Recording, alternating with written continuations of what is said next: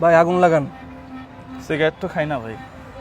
যার জীবনে রং নাই তার ভালোবাসাও নাই, ভালোবাসাকে ছাই করে দেন।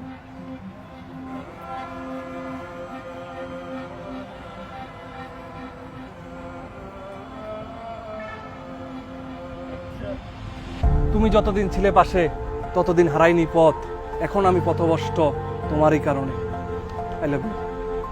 ফাইনালি যদি আমি এটার ব্যাখ্যা করি, একজন ছেলে কিভাবে নেশা জাতীয় দ্রব্যতে ঢুকে যায়। সে স্কুলে পড়ে, এই জিনিসটা কি সে জানেও না, কিন্তু বন্ধু বান্ধবের সাথে পালাই পরে টুইটান, এরপরে এইটা, এরপরে একটু হালকা ডাবের পানি, এরপরে গাবের পানি, এরপরে লাল পানি খাওয়া শিখেছে। বিশ্বাস করেন এটাই বাস্তবতা। মায়ের পেট থেকে কেউ এইটা খাওয়া শিখে বের হয় না। সবচেয়ে ইম্পর্টেন্ট বিষয় হচ্ছে কি জানেন, আপনার সন্তান যাচ্ছে কোথায় এই জায়গাটা আপনাকে বুঝতে হবে আপনাকে। 9-10 ছাত্র আরেকজনের সাথে বসে বাদাম খাচ্ছে, আপনি বাবা কি করতেছেন?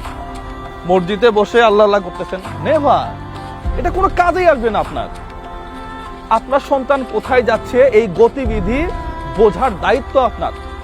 হুটহাট করে বাচ্চার ফোন চেক করেন, এই দেখি কে মেসেজ দিচ্ছে, করতে হবে আপনাকে, না হয় আপনি বুঝতে পারবেন না।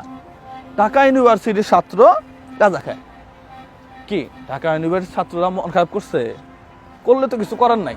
জাহাঙ্গীরনগর ওইটা গাজার পল্লী বানাইছে জঙ্গলটা, সত্য কথা, আমার চোখে দেখা।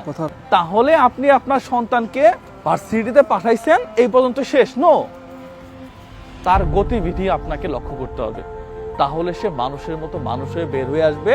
অন্যথায় সে হবে হিরোইনচি, গাঁজাখোর, তার দ্বারা সমাজের অন্য আর কোনো ভূমিকা থাকবে না। সে নেশাগ্রস্ত হয়ে একটা এডিক্টেড ছেলে হয়ে বের হয়ে আসবে। বড় লোকের ছেলেরা নেশা করে, কথাটা মাথায় রাখিয়ে।